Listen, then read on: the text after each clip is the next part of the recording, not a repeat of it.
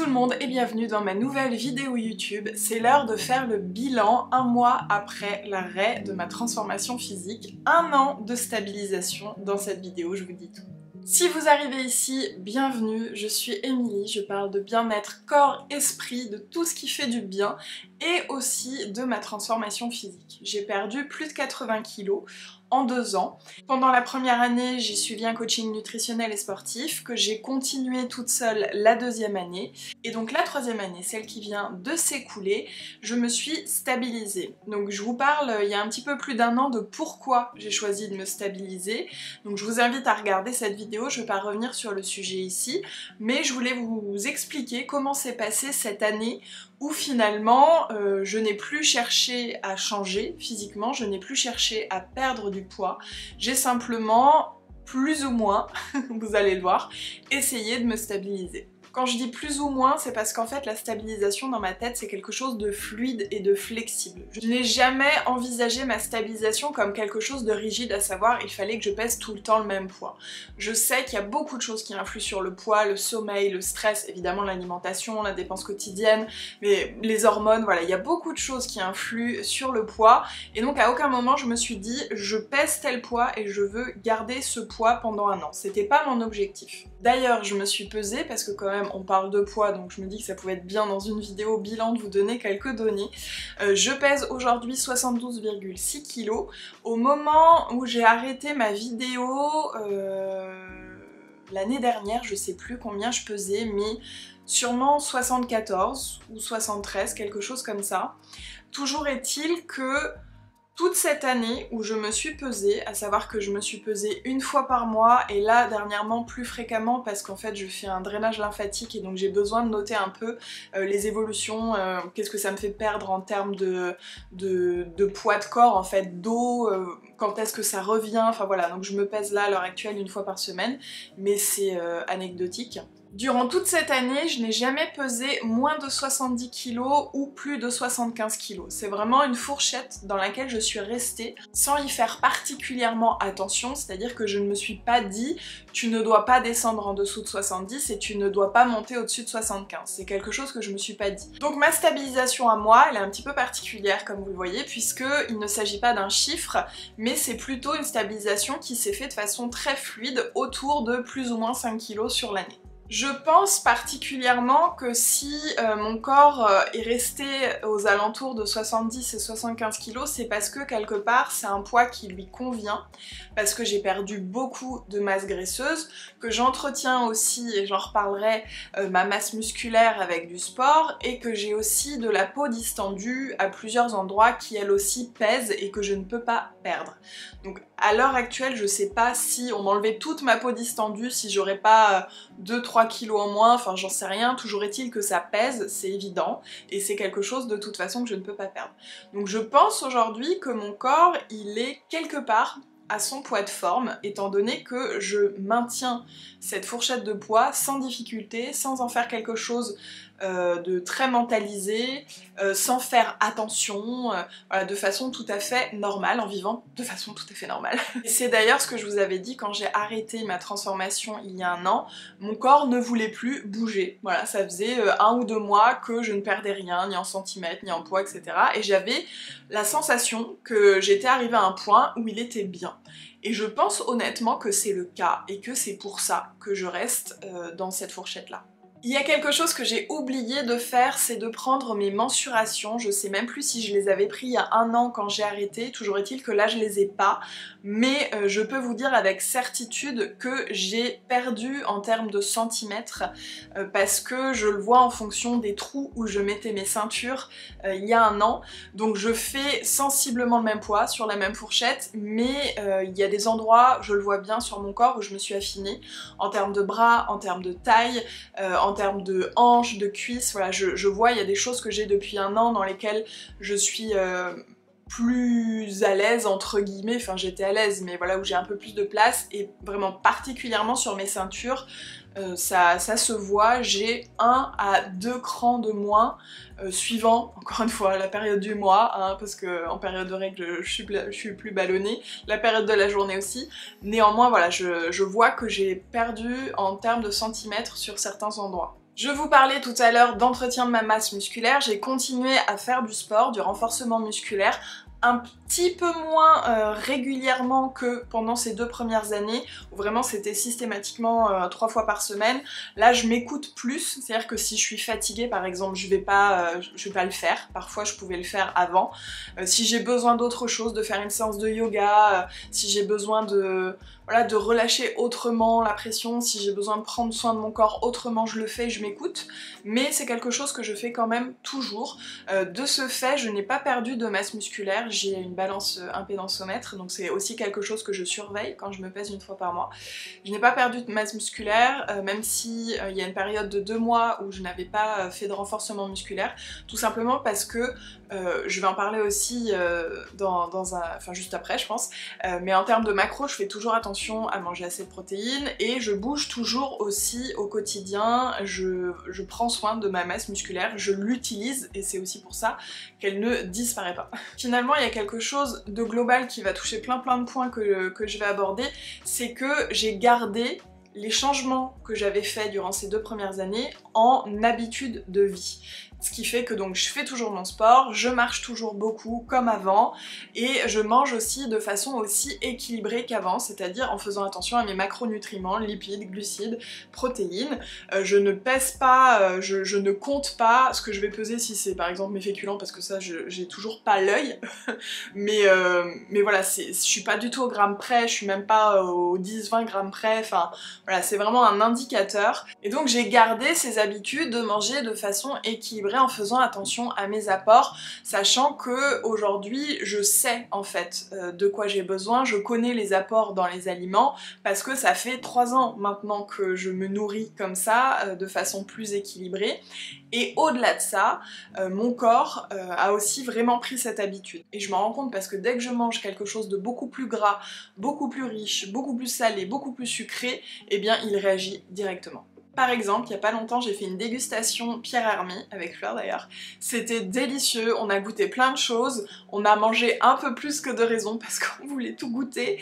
Et après j'étais vraiment mal en fait, j'étais vraiment mal, j'étais fatiguée, j'avais mal au ventre, le lendemain j'étais très mal aussi parce que mon corps n'a plus l'habitude de manger aussi lourd, aussi sucré au quotidien et je pense vraiment que le corps s'habitue à ce qu'on lui donne le meilleur pour lui et ce qui fait que dès qu'il y a quelque chose où il se dit bah j'avais pas besoin de tout ça, il nous le fait comprendre et ça c'est vraiment quelque chose dont je me suis de plus en plus rendu compte. Donc ce qui rejoint mon prochain point qui est vraiment d'écouter mon corps, j'écoute énormément mon corps. Dans un premier temps, la faim et la satiété. Est-ce que j'ai faim? Oui, je mange. Est-ce que j'ai plus faim? Non, j'arrête. Même si parfois, comme tout le monde, ça m'arrive d'être plus gourmande, d'avoir, comment on dit?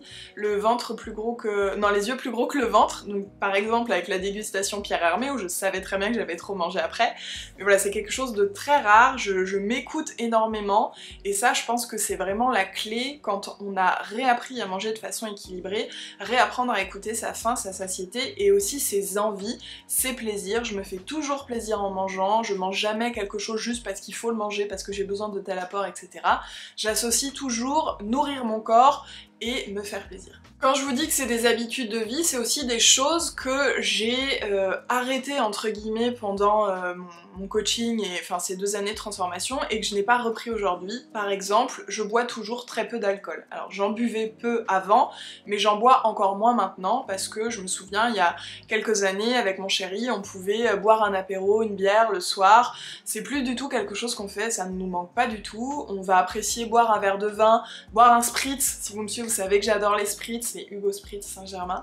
Voilà, j'adore toujours certaines choses, mais au quotidien vraiment, et d'ailleurs mon chéri c'est pareil, on ne boit absolument aucun alcool et je ne bois non plus pas de soda, c'est quelque chose que j'ai jamais trop fait mais que j'avais vraiment plus arrêté dans le sens où en fait j'ai jamais pris extrêmement plaisir à boire du soda, c'était plus histoire de tiens je me ferais bien un petit coca et en fait ça me donnait pas de plaisir.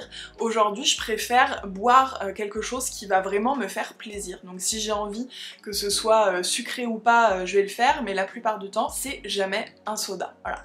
Par exemple j'adore l'eau pétillante avec avec de la fleur d'oranger, je trouve ça incroyable. J'adore les cafés glacés, enfin voilà, je vais aller plus vers ce type de boisson qui me fait plaisir plutôt que boire un soda juste pour boire un soda. Et dans le même genre d'habitude que j'ai pris, je consomme aujourd'hui très peu de gras. Donc moi je suis végétarienne, donc il y a déjà toutes les graisses animales que je consomme pas. Je cuisine avec quasiment aucun gras. Après attention, je me nourris quand même en bon gras, en oléagineux, en bonnes huiles, mais par rapport à ce que je pouvais consommer 3-4 ans en avant, vraiment je ne consomme plus de gras. C'est impressionnant la différence. Par choix, dans un premier temps, c'était pour un déficit calorique, mais c'est quelque chose qui m'a très bien convenu sur le plan digestif. Je me suis rendu compte, et encore plus maintenant, que les choses grasses me donnent beaucoup de mal. Voilà, ça me met dans le mal, ça perturbe mon transit, vraiment c'est quelque chose que j'ai du mal à bien digérer, à bien assimiler. Et donc j'ai gardé cette habitude de manger peu gras, c'est-à-dire que si je fais par exemple des légumes à la poêle, ben, je vais pas mettre d'huile, je vais mettre de l'eau. Si je fais une vinaigrette avec de l'huile d'olive, je vais mettre juste une cuillère à café. Donc voilà, je mets vraiment peu de matière grasse et par contre dans les gras que j'adore vraiment et que je consomme tous les jours, c'est les oléagineux, j'adore ça. Et je rebondis sur une prise de sang que je fais de façon assez régulière, au moins 2-3 par an, et ma dernière prise de sang date d'il y a juste une semaine à peine, et donc dans cette prise de sang, bah, tout va bien, tout est parfait, et j'ai vraiment pas de gras, c'est-à-dire je suis vraiment au minimum du minimum du minimum, donc voilà, je pense que ça se reflète aussi là-dessus, c'est pour ça que j'y pense. Et c'est aussi quelque chose, cette prise de sang, d'important pour moi dans ma stabilisation, pour m'assurer que je continue à avoir tous mes apports, que tout est ok, et je vous invite d'ailleurs à en faire une, on n'en fait jamais assez, une petite prise de sang pour faire un petit bilan. Il y a quelque chose aussi que j'ai remarqué durant cette année de stabilisation, c'est qu'il y a eu encore plus de lâcher prise par rapport aux années précédentes. Donc évidemment j'étais en déficit calorique, en transformation physique, donc je contrôlais un peu plus mes apports, je m'assurais que j'avais tout le temps assez de ci, assez de ça, pas trop de ça, etc. Et donc avec cette année de stabilisation, il y a eu plus de lâcher prise dans le sens où j'ai lâché prise sur l'alimentation parfaite. Voilà, sur aujourd'hui est-ce que j'ai eu assez de protéines. C'est pas grave si aujourd'hui j'ai pas eu assez de protéines, j'en aurai sur la semaine, ou enfin voilà, je me suis encore plus reconnectée à ce dont j'avais envie, besoin. D'ailleurs je vous en parle dans une vidéo que j'avais fait sur mon alimentation intuitive, donc je vous invite à la regarder parce que j'explore vraiment le sujet ici. Mais voilà, c'est plus de lâcher prise au quotidien et plus de fluidité, encore une fois, de simplicité, et finalement un retour à ce qui est censé être, je pense, un équilibre assez sain, qui est simplement de penser à la nourriture quand on a faim, quand on veut faire des recettes, et c'est tout en fait, de pas se dire qu'est-ce que je vais manger ce midi, ce soir, pour faire en sorte que ce soit assez équilibré. Ça c'est quelque chose qui va un temps et qui était nécessaire en l'occurrence dans ma transformation, mais puis aussi pour réapprendre à manger de façon équilibrée. Mais maintenant j'ai plus besoin de ça, vu que mon but c'est juste voilà, d'être plus ou moins stabilisée, et de faire du bien à mon corps, de faire du bien à mes papilles. Donc voilà, il y a vraiment un lâcher prise là-dessus qui est de bah si je veux manger une soupe ce soir, je mange une soupe ce soir et c'est pas grave si mes apports de la journée sont pas remplis. Pendant cette année de transformation, il y a quelque chose que j'ai fait, néanmoins je vous parle beaucoup de lâcher prise, mais sur les premiers mois, peut-être une fois tous les mois ou tous les 2 mois, je venais rentrer tout ce que je mangeais dans l'application Fat Secret que j'avais utilisée pendant ma transformation pour m'assurer tout simplement que je continuais à manger assez. Parce que je me suis rendu compte qu'en m'écoutant, je pouvais baisser un petit peu telle ou telle portion, que finalement je m'arrêtais un peu avant d'avoir fini parce que j'avais plus faim, et donc voilà, pour m'assurer que je continuais à manger assez. Il y a eu un moment où j'ai vu que je mangeais un petit peu moins, un autre moment où c'était sensiblement pareil, parfois il y a eu un peu plus, mais au final voilà, je me suis rendu compte que c'était ok pour moi de m'écouter, de simplement manger quand j'avais faim et d'arrêter quand j'avais pas faim, et c'était pas grave s'il y avait des périodes où je mangeais un peu moins et des périodes où je mangeais un peu plus, je dirais même plus, c'était normal. Mais voilà, ça m'a permis de suivre un petit peu ma stabilisation pour pas non plus me dire bon bah YOLO, adviendra ce qui adviendra. J'ai quand même continué à observer un petit peu ce que je faisais et finalement comment je retrouvais cette liberté totale et ce lâcher prise du quotidien. Est-ce que je pouvais faire confiance à ma faim et à ma satiété, parce que je vous l'avais expliqué dans plusieurs vidéos d'ailleurs, quand j'avais fait du jeûne intermittent avant ma transformation physique, je mangeais pas assez. Pourtant je m'écoutais mais je perdais du muscle et je mangeais pas assez, donc je voulais être vigilante à ça, d'autant que j'ai repris le jeûne intermittent il y a un petit moment maintenant, quasiment en même temps en fait que ma stabilisation. Je vous ai fait aussi une vidéo sur le sujet, je vous invite à la regarder. Donc voilà, je voulais m'assurer que tout était ok. Là c'est quelque chose que je fais plus depuis peut-être 6-7 mois, parce que voilà, je sais maintenant que c'est ok. Quelque chose que je continue aussi à faire qui fait partie de mes bonnes habitudes, donc je vous ai dit la façon dont je mange, le fait de bouger, mais aussi je continue à prendre soin de ma peau, que ce soit de l'intérieur ou de l'extérieur. Je bois toujours 4 litres d'eau par jour parce que j'en ressens le besoin et que ça se passe très bien pour moi. Je vous dis pas de faire la même chose, juste écoutez-vous. Et c'est vrai que je pense que moins on boit, moins on a envie de boire et moins c'est facile, donc juste essayez peut-être de boire un peu plus que ce que vous buvez aujourd'hui, parce qu'en général les gens boivent plutôt trop peu que trop. Et puis c'est aussi par l'extérieur, je continue à me masser, à me mettre des crèmes, à faire du brossage à sec. J'ai d'ailleurs commencé, comme je vous ai dit tout à l'heure, des drainages lymphatiques, c'est quelque chose qui me fait beaucoup de bien. Et j'ai commencé aussi à m'auto-drainer en fait en mettant ma crème. Je vous en reparlerai peut-être dans une vidéo, je pense que ça peut être intéressant parce que c'est très simple à faire et vraiment ça fait du bien. Vous me direz dans les commentaires si ça vous dit. Et puis dernier point, mais pas des moindres, je continue à être vigilante sur mon alimentation émotionnelle. Dans la dernière vidéo, je vous donnais 5 astuces pour arrêter de manger vos émotions. C'est quelque chose sur lequel je travaille toujours, qui m'arrive toujours de façon très occasionnelle. C'est pas... Par exemple, c'est même pas une fois par mois. Donc voilà, c'est quelque chose de très occasionnel. Et aujourd'hui, j'ai aussi réussi à trouver une autre forme d'équilibre qui me permet d'éviter en fait ces débordements émotionnels jusqu'à aujourd'hui. Voilà, on verra si cet équilibre perdure, je vous en reparlerai dans une autre vidéo. Mais aujourd'hui, j'ai l'impression d'avoir trouvé un autre moyen pour être plus proche de mes émotions et pour ne plus avoir besoin de les compenser avec de l'alimentation. Donc, comme je vous disais, c'est quelque chose sur lequel je reste vigilante, tout simplement parce que c'est un mécanisme de défense, le fait de manger ses émotions, qui est souvent en place depuis très longtemps, et donc qui a tendance à ressurgir quand on en a besoin. Donc on n'est pas à l'abri de vivre quelque chose de difficile, et hop, les connexions se refont, on va vouloir manger quelque chose. Donc encore une fois, c'est pas une question forcément de quantité, comme je vous le disais dans ma dernière vidéo, ça peut être manger une madeleine, mais savoir qu'on l'a pas mangée parce qu'on avait faim, et qu'on l'a pas mangée parce qu'on en avait vraiment envie par pure gourmandise. Donc c'est parce qu'il y avait une autre raison. Je vous invite vraiment à regarder toute ma playlist sur l'alimentation émotionnelle parce que c'est pas le sujet de cette vidéo. Néanmoins, voilà, je voulais vous dire que c'est quelque chose qui est toujours présent dans ma vie, mais à une échelle tellement infime. Je pense vraiment qu'avant ma transformation, c'était à 98% présent dans ma vie et dans mon quotidien, tous les jours. Aujourd'hui, je peux même pas vous dire tous les jours parce que c'est à 0% dans mes journées, mais à l'échelle de mon année, par exemple, qui est passée, je pense que ça a été présent à même pas 10%. Voilà, dans mon année, il y a eu des périodes où, comme aujourd'hui par exemple, où vraiment j'ai passé des semaines, des mois sans ne serait-ce qu'y penser. Et puis il y a eu des périodes où c'est revenu, où c'est arrivé plusieurs fois par mois. Je finis sur un point sur la santé, je vous parlais de prise de sang tout à l'heure, donc ma prise de sang est nickel, je suis en pleine forme, je suis en pleine santé, et il y a aussi quelque chose que j'ai remarqué durant cette année, c'est que je ne suis pas tombée malade. Je crois que j'ai peut-être eu un espèce de petit rhume de quelques jours, mais vraiment, en fait, je m'en suis rendu compte parce que j'ai pris rendez-vous chez mon médecin pour mon autorisation pour faire une course, d'ailleurs je vous invite à regarder la vidéo aussi, je vous emmène vers plein de vidéos aujourd'hui, et en fait, en allant chez mon médecin, elle m'a dit que ça faisait plus d'1 an qu'on s'était pas vu. Et donc voilà. Alors certes j'ai pu avoir voilà, une petite crève vite fait, mais vraiment j'ai aucun souvenir. En tout cas rien n'a nécessité d'aller voir mon médecin. Je tiens à dire que j'avais fait des prises de sang parce que j'avais eu une ordonnance d'avant.